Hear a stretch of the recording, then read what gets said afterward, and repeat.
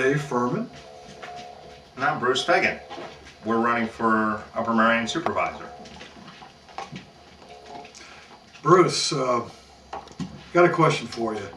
You know, there's been a lot of development going on. You know, the building a lot, and I'm a little concerned about how we're going to handle this. You know, what do we need to do to make sure that our infrastructure and our services can handle the growth stemming from all this development? Well, it's a difficult question to answer. It's multi-pronged. We really need to seem to slow down so our infrastructure can catch up. We need to make long-term plans for additional services if it continues to grow as it is, like fire services, police, school, parks and rec, highway maintenance. All these services are going to have to be expanded at the expense of the taxpayer. What about what could we do possibly to sort of manage it or slow it down a little bit? Well, I think the easiest way is to decrease our density. The current board has increased the density from apparently 17 per acre to 30 to 34 per acre on the density. So if we can turn back the density to 17 per acre, we should be able to hold the line a little bit anyway, to where our services hopefully will be able to catch up to the growth. Also, I think the height, the maximum height allowances, which allows you to build 10-story buildings, that was increased too. Yeah, so we should probably go back to the original height requirement. I think it was 8 stories, I believe. I think it was 80 feet. 80 feet. So yeah, we can reduce the height requirements as well. One of my major concerns is with all these extra services that will have to come out. How are we going to pay for this? An extra firehouse, extra staffing, extra equipment. We're talking about in the millions of dollars. Commercial property in Upper Merion is what, between $1 to $3 million an acre. So you have to buy property in order to build a building. You have to have equipment. Fire trucks are not cheap, $250,000 plus. We're looking at staffing and equipment for the firemen as well. Then you have extra police, extra cars, extra insurance, and it gets really expensive quick. So we got to plan for this. Yeah, we have to plan for it and try to, and yet try to keep our tax revenue or tax base, the same, without any increases. Right. It's going to be a tough job. I'm not sure if the board is actually discussing this. If they had a little bit more openness in their communication to us, we might know these things.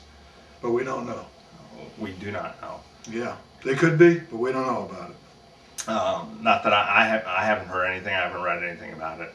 I don't think you have either. I have not. Okay.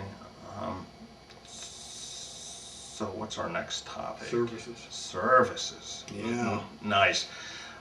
Services, I've noticed, I live in Valley Forge Homes, and specifically last year we had issues with plowing. Late in the season, I tried to go to the mall, almost had a crash because it was extremely slushy. Now this was a day after the snow had stopped. I lived here on and off for a long time, and I've never, ever, ever had issues like this that I've had last year with snow removal. Also, it seems like the parks seem to be getting a little bit dingier and dirtier than they used to be. Have you noticed anything? Yeah, I think they could use some maintenance, and I would add to that, the ponds. We mentioned the township pond before. I mean, you used to be able to fish in that pond, and now it's just, it's so dirty that you can't do anything with it. It's an eyesore. Well, we used to ice skate on that pond too when I was a kid. Yeah, I mean, and I guess some of the other things that I've noticed is just our roads. Like Croton Road out here, it's like riding on a roller coaster. And it's actually, I've been on roller coasters that were smoother, I think. I don't think it's a problem with the workers, the township workers. Would you agree? I mean, Oh, absolutely. I'm sure that they are giving us 110% of their effort. I mean, every township worker that I've met has been a diligent, hard-working person, and I would give them all the support that they would need, verbally and economically. So if they needed something, we need to take care of it on an ongoing basis and as soon as possible. Yeah, and I think if they need resources, if that's the problem, then maybe we need to put more resources towards these services. Oh, absolutely. They need help. They need help in getting their job done. So, yeah, I agree. I think we have some of the finest people working here for our township. So, yeah, I mean, historically, we have maintained excellent services. I don't think that's the case anymore.